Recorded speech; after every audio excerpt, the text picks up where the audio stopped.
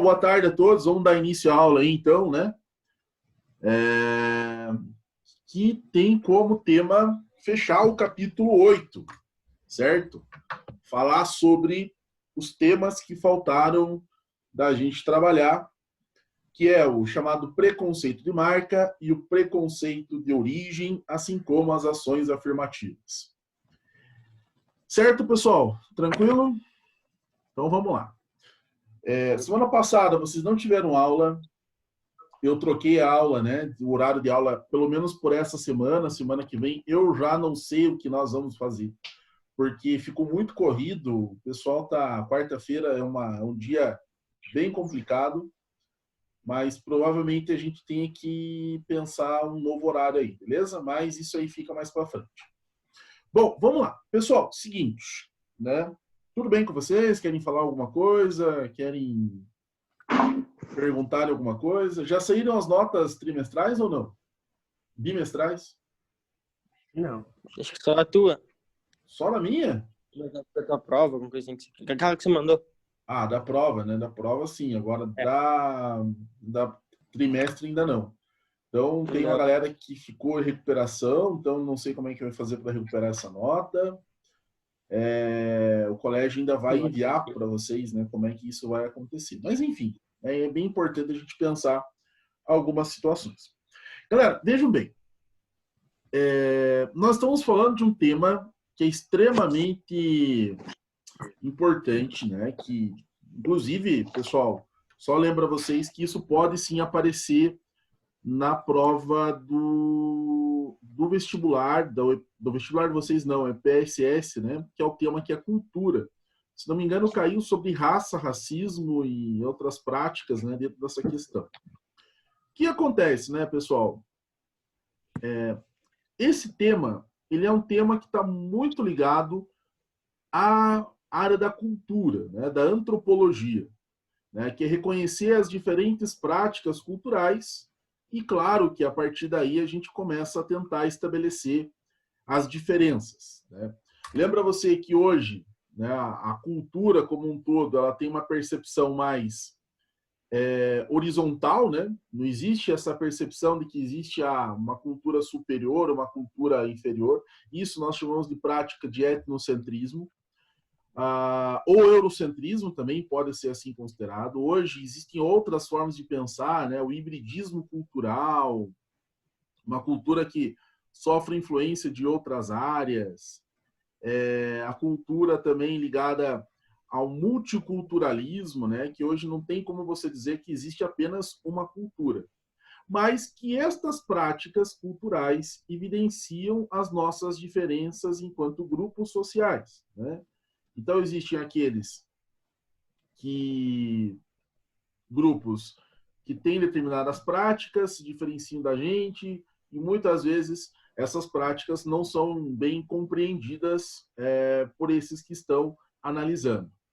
E claro, né, dentro da antropologia, ela não começa como uma área do conhecimento de uma forma a compreender as outras, né? Ela nasce justamente no século XIX enquanto uma forma de hierarquizar, né? Só lembrando vocês que surge a chamada antropologia física, e aí surge justamente a relação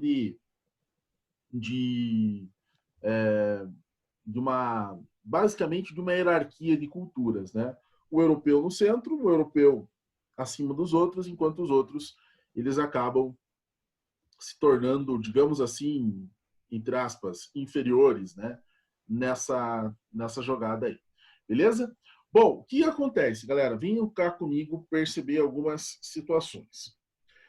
Com isso, né, com toda essa situação, de pensar, né, que a raça, o racismo são práticas, ou melhor, o racismo é uma prática que nasce, tem essa origem justamente de não compreender a diferença do outro, né, e inclusive isso vai justificar a escravidão, vai justificar o preconceito, né, entre outras práticas. Nós vimos como que isso se configura na história do Brasil. Por exemplo, a gente viu lá na página 12, 13, quem está lá com a apostila pode abrir na página 12, 13, vai estar falando justamente sobre essa ideia, né, de que forma isso vai surgir no Brasil, que é a chamada democracia racial. Bom, nós já falamos sobre ela, é uma teoria do Gilberto Freire, né? Que na verdade não foi ele que criou, mas já existia digamos, do senso comum, né, a ideia de que o Brasil, entre outros países, existia não uma raça superior em relação a outra, mas sim existia uma mistura e essa mescla seria a grande característica dessa população. E o Gilberto Freire, mais no final da vida dele, vai dar algumas palestras e vai falar justamente dessa relação com a democracia racial, e o Brasil tinha uma grande característica em relação a isso, que seria a mistura de suas raças e que isso deveria ser valorizado. É claro que tem uma situação muito clara no Brasil, que há um problema com isso, né? Que quando você considera que há uma igualdade, né, no Brasil frente a essa situação, você vai escamoteando o racismo no Brasil. Você vai recheando de escamas, né? Você vai ignorando o cerne da questão, ignorando, se afastando disso, não discutindo isso, e isso vai ficar, né, cada vez mais caindo. As pessoas acabam não reconhecendo que há essa prática conhecida como racismo. Mas isso é a relação do racismo estrutural, né? Nós não reconhecemos que há o racismo, mas na verdade ele existe, ele está muito presente na nossa sociedade. Verdade. E claro que isso, né, moçada, faz com que inclusive surjam, né, dentro da sociologia, algumas críticas à teoria do Gilberto Freire. Que críticas são essas, né? Dizendo que, na verdade, essa teoria não evidenciou, né, os problemas sociais, mas trouxe um lado mais romântico, né, do Gilberto Freire, romantizou as relações étnicas do Brasil, diminuiu a violência, né, da nossa formação histórica. Por exemplo, Darcy Ribeiro fala de um povo, né, que quase é invisível no Brasil, que são os indígenas, e que o Gilberto Freire ele vai falar que, né, justamente o elemento indígena contribui, mas não foca, né, no que foi o processo de colonização do Brasil frente a esse povo. Então, de uma forma geral, pessoal, esse tema é muito controverso, traz alguns problemas que a gente sempre tem que estar retomando e relembrando aí com vocês, certo? Bom, para a gente dar continuidade à aula, né, só lembrando qual é a obra dele, é o Casa Grande Senzala, a gente já falou sobre ele, mas para a gente dar continuidade à aula, na página 15, você vai encontrar, né, o preconceito de marca e o preconceito de origem. Eu gravei uma aula no colégio sobre isso, tá, galera? Falando justamente sobre essas práticas que nós encontramos, tá? Sobre o preconceito de origem ou preconceito de marca. Vamos lá, eu vou pegar aqui uma tela para a gente poder ir escrevendo nela, né? Porque afinal de contas, eu acho que é mais jogo escrever do que só falar. Então veja. Então, primeiro, sociologia.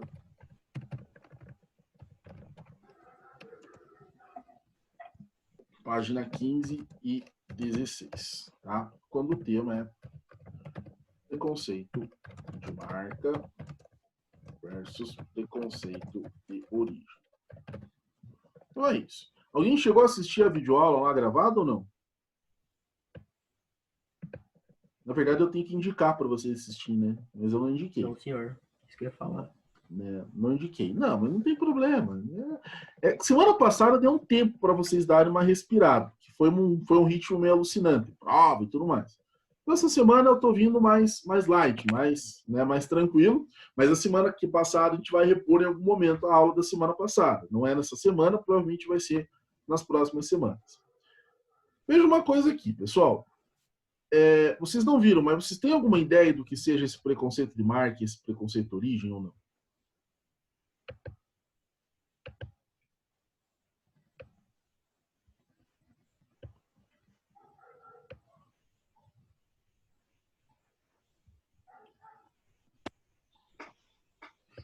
Não? Tá bom. Não. Tá Beleza. todo mundo mutado, Emanuel.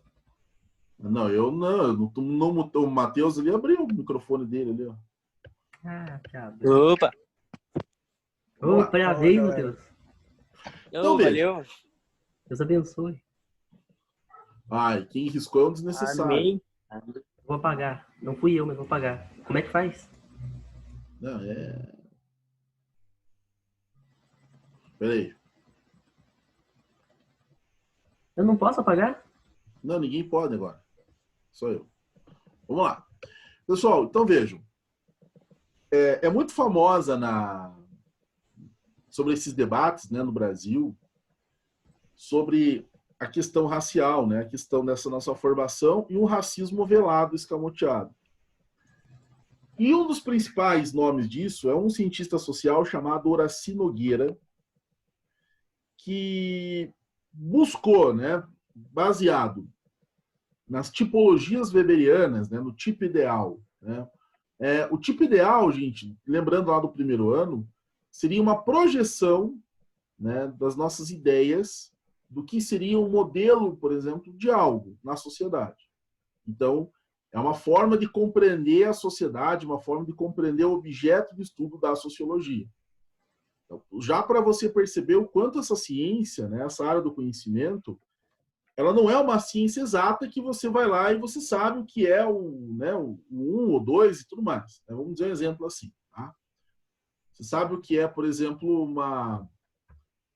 você tem um método pré-definido para entender matemática, para entender a química e tudo mais. A sociologia weberiana buscava, né, uma forma de compreender a sociedade. Bem diferente, né? As ciências exatas têm o seu objeto bem definido, a metodologia bem definida. As ciências sociais foi construindo conforme o tempo. E o Weber é um dos caras que mais contribuem para isso, né? A busca por essa relação de um objeto concreto da sociologia. E o objeto seria justamente esse. Para você analisar um objeto, né, de estudo da sociedade, aquilo que está acontecendo, é necessário, né, ter uma projeção disso. E o objeto de estudo é uma prática social chamada preconceito. E Horaci, né, que é o nome que está ali, você pode ver na primeira linha, ele tem que dar uma palestra um dia, se não me engano, na década de 40 que ele tem que dar essa palestra. Ou melhor, década de 50, tá ali, inclusive.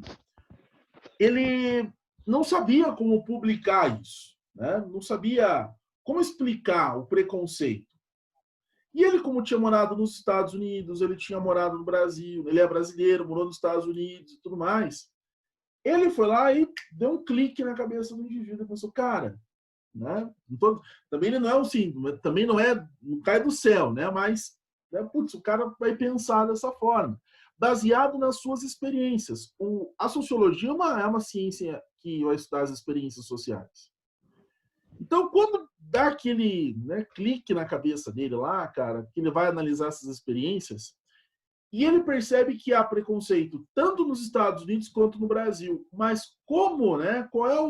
De que forma ele vai, né, fazer essa análise? Né? Primeiro, a ideia de um tipo ideal, né, de racismo, de preconceito. Né? Ó, a gente imagina que seja disso. Entre imaginação do tipo ideal, né, e a relação daquilo que é de fato, existe o caminho de se compreender as práticas, né? Existe toda uma relação de estudo, de construção da ciência. E ele vai, num artigo, num ensaio, né? Eu vou, só um minutinho aqui, pessoal. Ele vai acabar encontrando justamente, galera, essa noção de preconceito de origem e preconceito de marca, fazendo uma comparação entre aquilo que acontecia nos Estados Unidos, como eu já falei, ele tinha uma experiência de vida lá, e aquilo que acontece no Brasil. Bom, o que acontece, pessoal? Vejam, inclusive também no texto, os Estados Unidos e o Brasil constituem exemplos de dois tipos de situações raciais. Um é um preconceito que aparece, né, em toda a cadeia social, e ele é nítido, né, que ele chama de preconceito de origem. Eu vou colocar aqui para vocês. O preconceito de origem, predominando justamente nos Estados Unidos.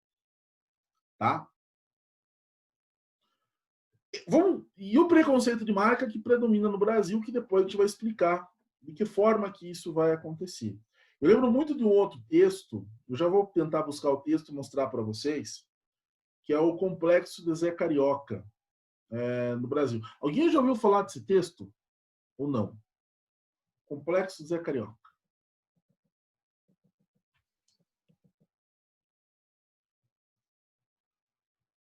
Não.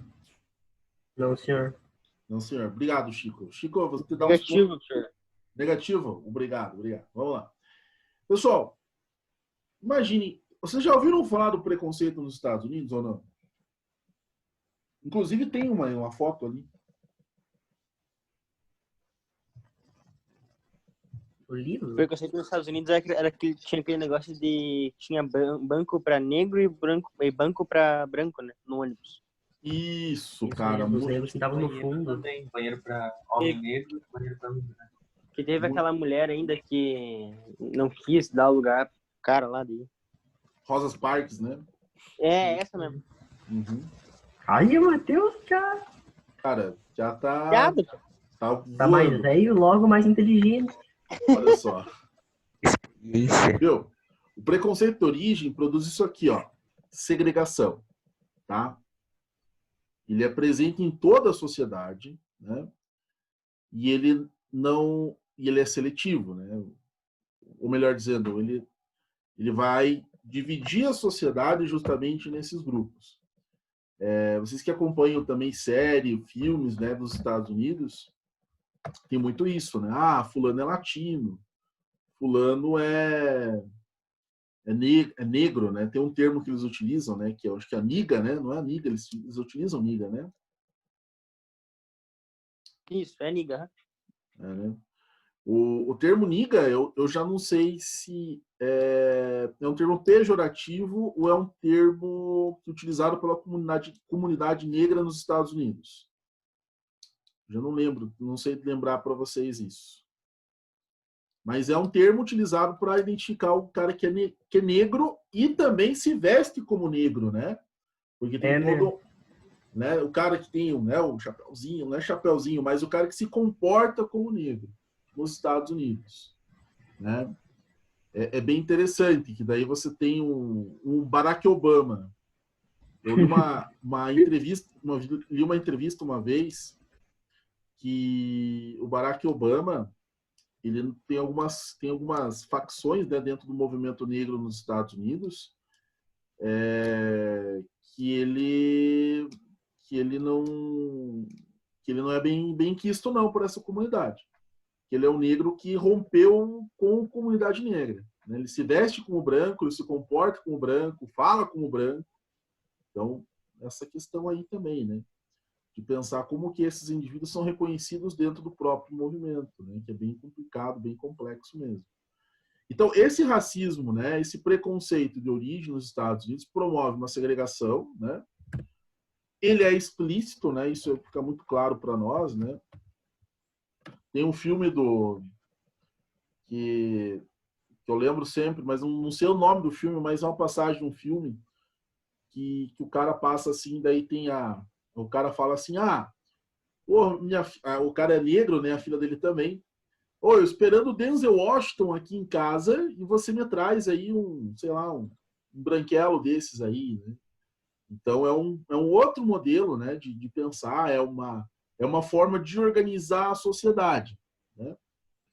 E claro que tem a ver com a percepção histórica dos Estados Unidos, né? Porque afinal de contas, o negro ele tem a mesma trajetória que o do Brasil, né? Se a gente for analisar bem com o papel da escravidão, né? Embora em algumas regiões dos Estados Unidos a escravidão ela foi menor, né? A quantidade de escravos, por exemplo, no sul, a quantidade de escravos né, é muito grande, né? Fazenda ali tanto de algodão quanto as fazendas de laranja também, é um produto que eles produziam em larga escala, mas o racismo, né, ele é presente em toda a sociedade norte-americana.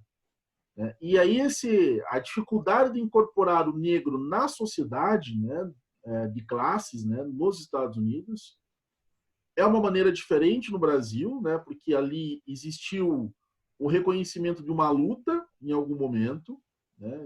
Eles são... há uma, né, vejo que causou até uma guerra civil a postura da relação com os escravos, mas o negro em si, né, lá dá a impressão que ele é mais politizado, né, e dá a impressão que há uma relação mais de reconhecer, né, o seu espaço e lutar por esse espaço. Eu não sei se vocês conseguem compreender o que eu estou falando, moçada, ou não.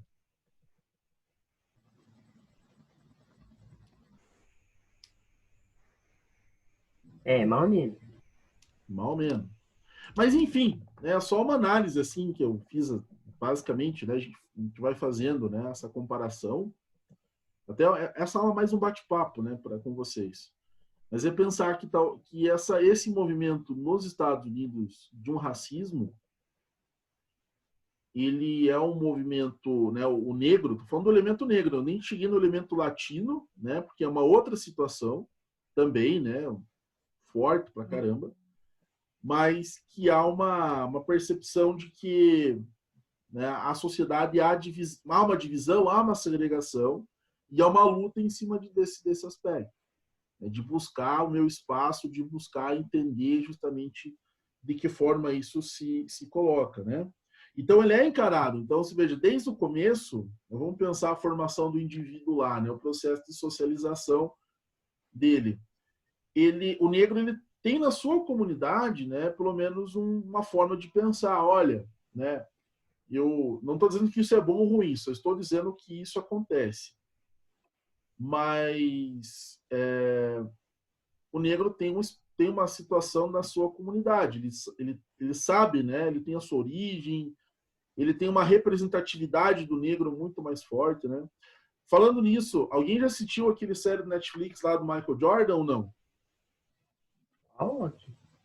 Isso aí, cada mês tem um... Quem que é esse, professor? Michael Jordan. Quem te perguntou isso? Esse é aquele jogador de futebol? Rugby, Loki, o rugby. Não é esse o atacante do Vasco? É aquele jogador de rugby. Ele é primo do Ribamar. Primo do Ribamar. É aquele cantor, né, que canta... Que faz um moonwalk, né? Michael Jackson? Isso. Não, do tchá-tchá.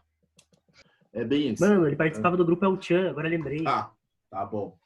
Pessoal, essa série, assim, é bem emblemática. Eu, sinceramente, assisti todos os episódios porque eu também gosto muito de basquete. Mas a ideia do Michael Jordan ali, de você pensar a situação, deixa eu pegar aqui, e você analisar aquela situação do Jordan ali, é você pensar como o negro é representado nos Estados Unidos, né? Você tem o cara, o negro associado, nem que seja ao esporte, né? Você tem o negro associado a um sucesso. Querendo ou não, é a minoria, pessoal, não dá para dizer que é a grande maioria, mas o negro tem sucesso. Você tem um presidente da comunidade negra, que, como eu já falei, embora seja para muitos rechaçado, mas é um negro que chegou e tem um espaço nessa sociedade, né? Ele valoriza a sua cultura desde pequeno, dentro do seu processo de socialização.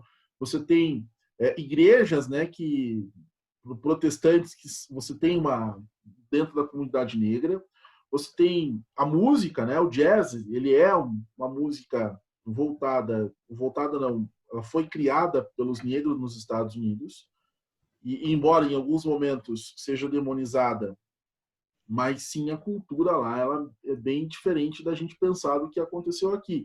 E aí depois, né, outros elementos são incorporados à cultura norte-americana dessa comunidade, mas até então os negros, você tem um papel destacado, né, diferente daquilo que acontece no Brasil. Bom, vamos falar do que acontece no Brasil então, né? Não estou dizendo que nos Estados Unidos é melhor a coisa não, pessoal. Se promove um racismo, né, um preconceito, claro que você vai ter uma divisão social. E até mesmo se você analisar bem, nos Estados Unidos, é um fenômeno que está acontecendo em Ponta Grossa agora. Né? Agora faz o quê? Nem 5 anos.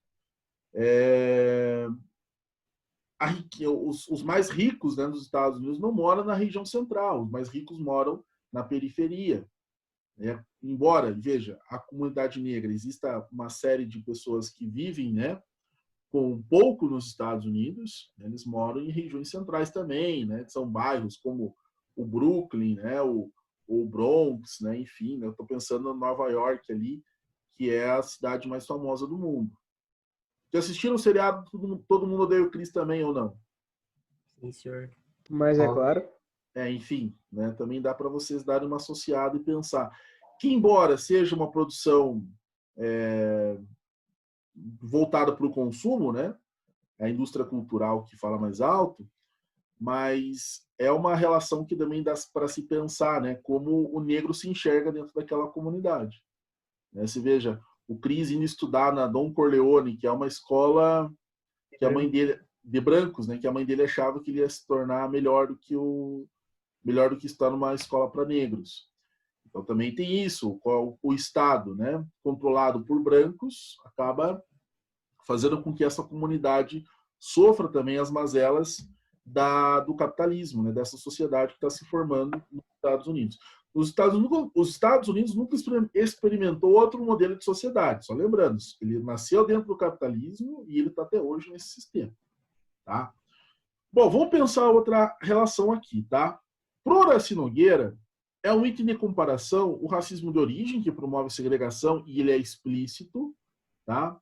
Frente ao racismo de marca. Então, eu vou colocar aqui com uma outra cor para a gente poder destacar. O de marca. O que é o racismo de marca, pessoal? O que acontece no Brasil? Como será que vocês encaram esse racismo de marca? Tem a forma de se vestir, alguma coisa assim? Forma de se vestir? Não seria a forma de se vestir, tá, querido?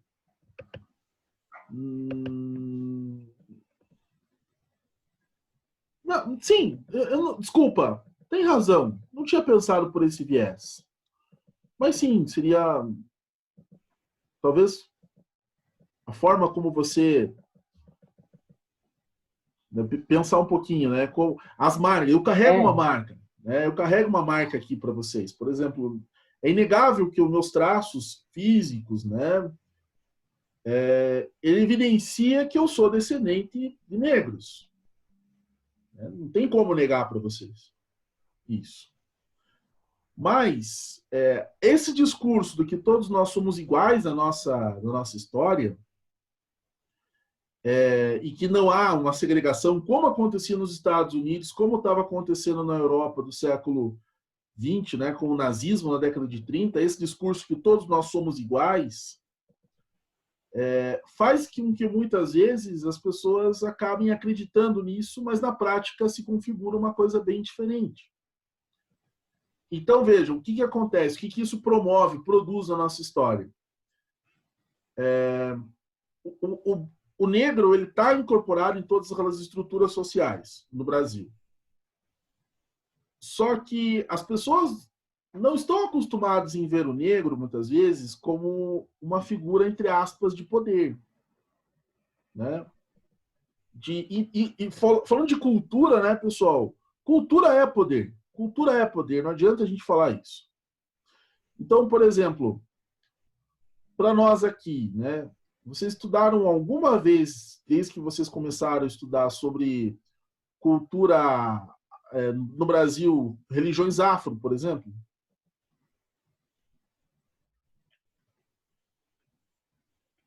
Sim, algum professor pode ter falado para vocês. Mais ou menos assim a gente manja alguma coisa assim, mas não é nada a fundo. Nada a fundo. E tipo assim, olha, isso aqui existiu, mas...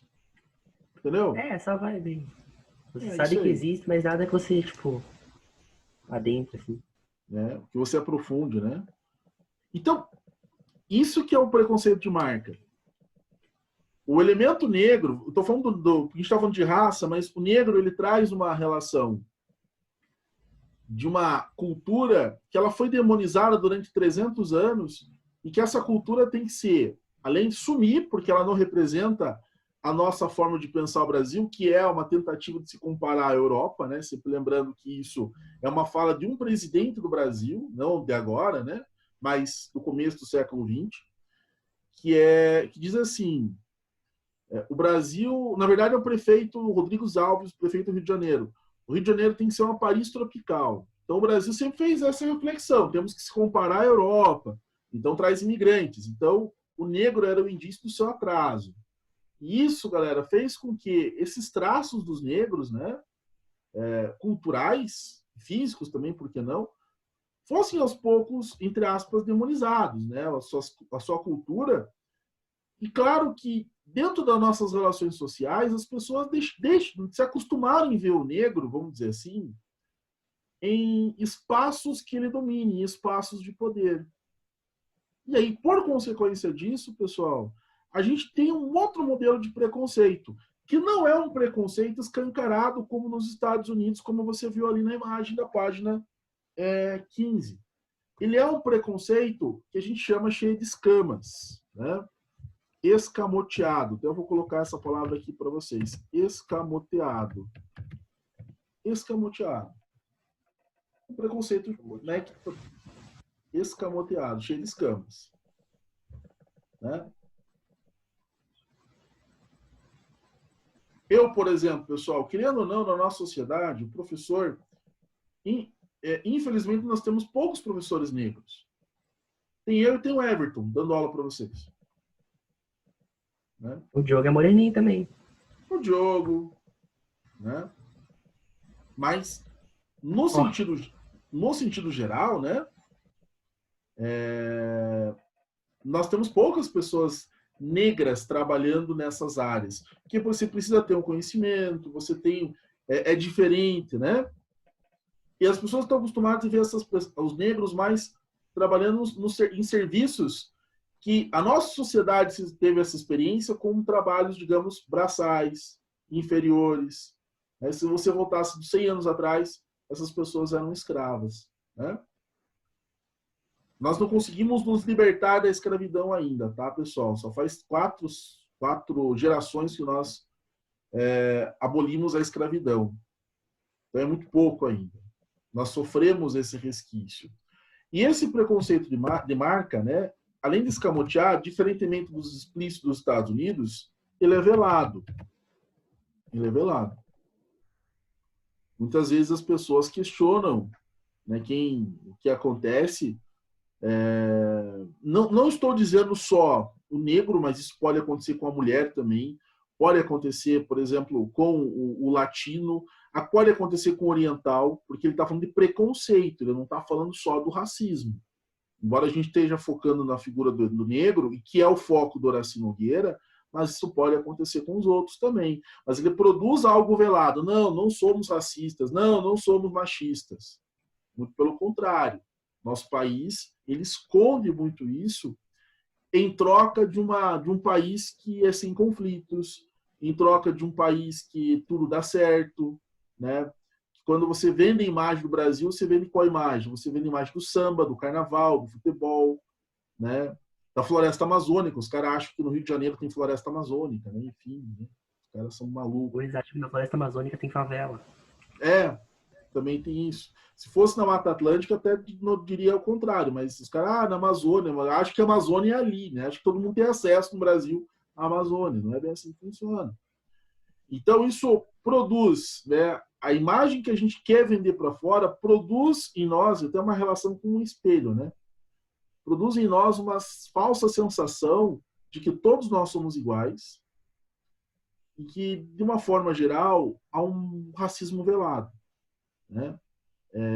Aonde não, e é pior, né? Na opinião do próprio Horácio, isso é pior, porque o negro ele fica, né, batendo para tentar ascensão social, porque você caiu numa sociedade de classes, e a sociedade de classe é essa, a mobilidade social.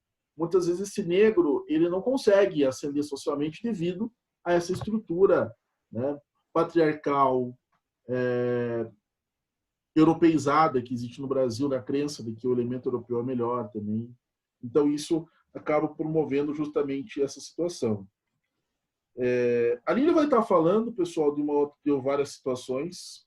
Né? Tem um texto do próprio Horácio Nogueira, dizendo que o preconceito de marca ele é uma relação do indivíduo descendo de certo grupo étnico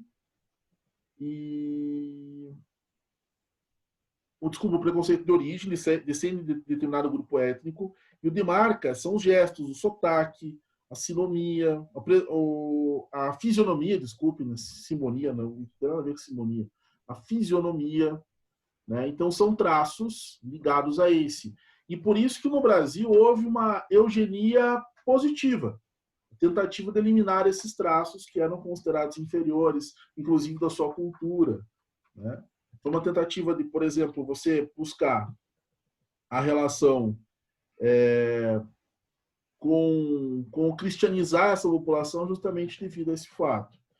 E para fechar, galera, tem 2 exercícios na página 6 e 7, tá? Falta pouquinho para acabar a aula. E só uma pergunta ali no final da página 16, que tem algo bem interessante, que é a situação, né? Horaci Nogueira tenta compreender as formas de preconceito racial em 2 países que passaram uma experiência traumática da escravidão. 2 são as perguntas. Nos Estados Unidos, a segregação era explícita e aceita judicialmente naqueles tempos. Por que prevalecia no Brasil? E por que prevalecia no Brasil, como ainda prevalece, um racismo velado? Mas não menos agressivo? Ele é extremamente agressivo, só que ele não agride da mesma maneira, né? Afinal, somos menos racistas que, de fato, disfarçamos nossa versão a pessoa ou a outra etnia. É claro, né, moçada, que a gente sempre tem que comentar, fazer ponderar toda a situação, né, que é a relação aí, portanto, da nossa formação, isso que a gente está entendendo, e é uma análise do Horaci Nogueira, que lembra que o Horaci Nogueira está falando para uma comunidade que estuda isso, né, e nós somos pessoas, né, que vivemos em sociedade aí, que às vezes passamos por várias situações, mas, né, eu espero que isso tenha contribuído com vocês aí essa aula. Galera, forte abraço.